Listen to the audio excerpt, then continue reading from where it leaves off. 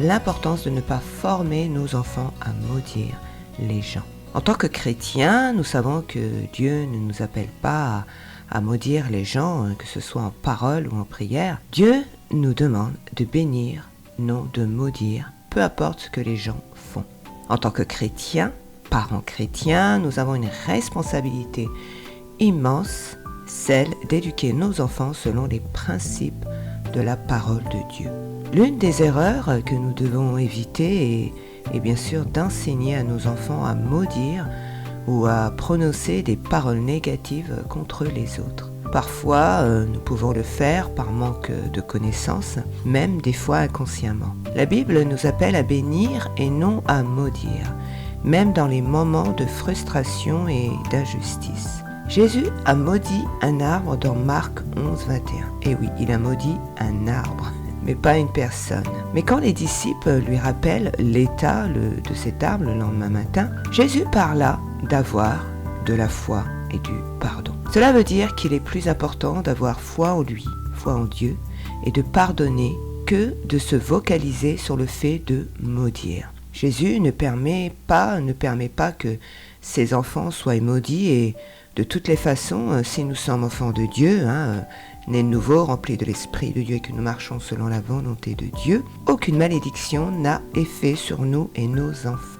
Dans l'enseignement de Jésus sur la miséricorde, lorsque Jésus prononce un jugement, il le fait toujours avec miséricorde, avec bonté, avec amour, avec pardon. Jacques 2,13 nous dit que le jugement est sans miséricorde pour qui n'a pas fait miséricorde. La miséricorde triomphe du jugement. Jésus lui-même est l'exemple parfait de celui qui, dans ces moments de reproche, cherche toujours à sauver et à restaurer. Nous devons enseigner à nos enfants que la miséricorde est plus puissante que la vengeance ou la malédiction. Les paroles négatives, les malédictions et les jugements durs ne construisent absolument pas, au contraire, elles détruisent. Si nous voulons que nos enfants soient bénis, prospèrent à tout égard, ils doivent apprendre à bénir. C'est pour cela que les enfants doivent ressembler à Jésus dans son caractère et dans sa nature. Matthieu 5, 44 dit « Eh bien moi, je vous dis, aimez vos ennemis, priez pour ceux qui vous persécutent. » Une phrase suivante, souvent entendue dans le monde, et ça ne paie pas d'être gentil, ça ne paie absolument pas d'être gentil. En d'autres termes, les gens ont tendance à croire que la bonté n'est pas toujours récompensée, sur ce qui conduit à la frustration. Non, si votre enfant a tendance à être un bon camarade gentil, et il y a beaucoup d'enfants qui sont toute leur enfance très gentils envers leurs amis,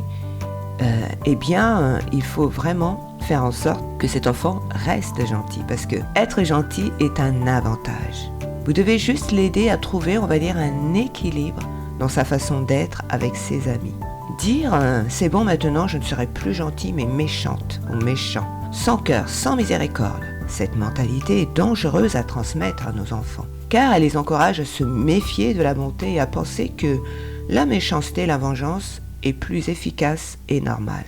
Mais en réalité, Jésus nous enseigne le contraire. Il nous appelle à bénir ceux qui nous persécutent, à prier pour ceux qui nous font du mal. Notre rôle en tant que parents est de former nos enfants à comprendre que Dieu est bon et que Dieu honore la bonté et la miséricorde, même si cela ne semble pas toujours payer immédiatement. Les mots que nous prononçons ont un pouvoir énorme sur nos enfants, que ce qu'ils nous entendent dire peuvent être des paroles vraies à leurs yeux, car ces paroles viennent de la bouche de leurs parents. Proverbe 18, 21 déclare « La mort et la vie sont au pouvoir de la langue. Quiconque l'aime en mangera les fruits. » Nous devons donc être très vigilants sur les paroles que nous laissons sortir de notre bouche, surtout devant nos enfants. Si nous les exposons à des paroles de malédiction ou de méchanceté, ils apprendront à reproduire ces comportements. Les histoires des adultes ne regardent pas les enfants. Vous devez le savoir, nous ne sommes pas obligés de donner à nos enfants tous nos fardeaux, nos douleurs, toute notre colère. Ne forçons pas les enfants à ne plus parler à certaines personnes que vous ne voulez plus voir dans votre vie. Nous devons régler cela secrètement pour arriver à la miséricorde avec Dieu. La parole de Dieu nous encourage à bénir et à édifier les gens. Enseignons à nos enfants à prononcer des paroles de bénédiction, même envers eux, même envers ceux qui les blessent. Montrez-leur que Dieu est un Dieu de justice et que lorsqu'il choisit de bénir, qu'il s'aligne sur le cœur de Dieu, selon la volonté de Dieu. Rien ne les empêche, bien sûr, de s'éloigner, de se séparer des personnes avec qui ils sont en désaccord. Maudire n'est pas avantageux, bénir l'est. Il y a des amis, des connaissances, des personnes qui s'éloignent de nos vies, de la vie de vos enfants, qui s'éloignent aussi de l'église, de la famille.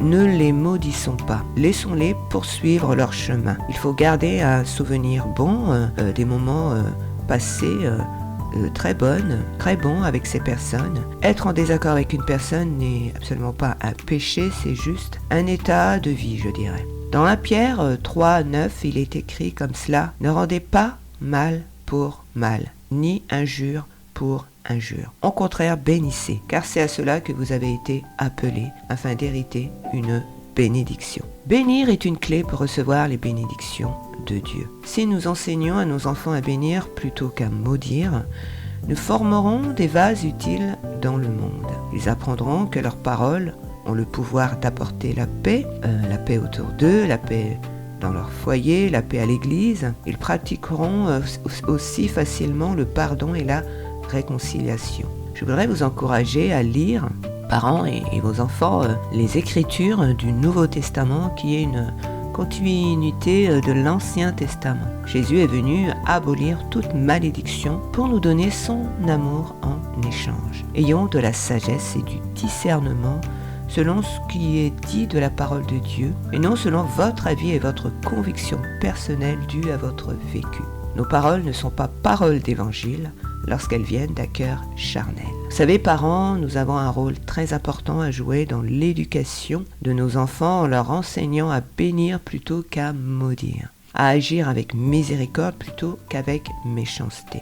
Nous les formons selon le cœur de Jésus et c'est un bel héritage. Parents, je prie que nos paroles et nos actions soient des exemples vivants de la bonté de Christ et que nos enfants apprennent à suivre ce chemin de bénédiction. Voilà, c'était Dina sur la radio RFE dans la rubrique SOS Parents. Je vous dis au revoir et à la prochaine.